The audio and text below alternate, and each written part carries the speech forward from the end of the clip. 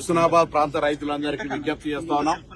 ఈరోజు పెద్దలు డాక్టర్ వివేక్ వెంకటస్వామి గారి ఆధ్వర్యంలో ఇక్కడ ఆయిల్ ఫామ్ ప్లాంటేషన్ జరిగింది. రైతులందరినీ ప్రోత్సహించాలని. మనకు దగ్గరలోనే ఫ్యాక్టరీ ఉంది. ఈ దేశంలో ఆయిల్ దిగుమతులు బంద్ కావాలంటే ఆయిల్ ఫెడ్ సంబంధించినటువంటి ఆయిల్ ఫామ్ ఉత్పత్తి పెరగాల్సిన అవసరం ఉంది.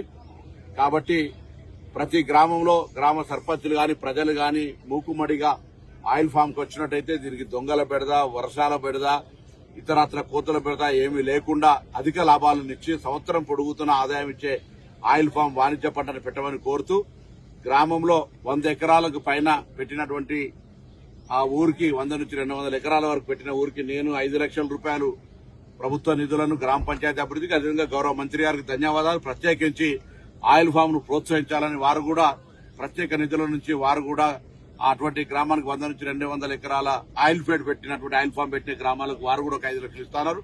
అదే పైన 200 పైన పెట్టినటువంటి వాళ్లకు కూడా ఒక 10 లక్షల రూపాయలు, వారు ఒక 5 లక్షల రూపాయలు కూడా ఇవ్వడం జరుగుతుంది. కాబట్టి అందరూ గ్రామ సర్పంచులతో సహా గ్రామాలు ఉన్న పెద్దలందరూ కలిసి ఈ ఆయిల్ ఫామ్ ప్లాంటేషన్ చేయాల్సిందిగా ప్రభుత్వం తరఫున కోరుతా ఉన్నాం.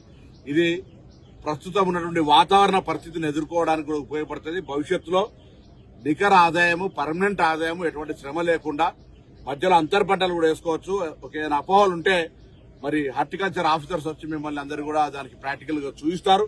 ఈ నియోజకవర్గంలో చాలా మంది రైతులు ఇప్పటికే దిగుబడి వచ్చి వాళ్ళు ఆర్థికంగా లాభపడ్డటువంటి వాళ్ళను కూడా సంప్రదించాలని కోరుతూ తప్పకుండా ఈ నియోజకవర్గం నర్మెట్ ఆయిల్ ఫ్యాక్టరీకి సంబంధించినటువంటి గెలలు ఇవ్వడంలో నెంబర్ ఉండాలని కోరుతా ఉన్నాం.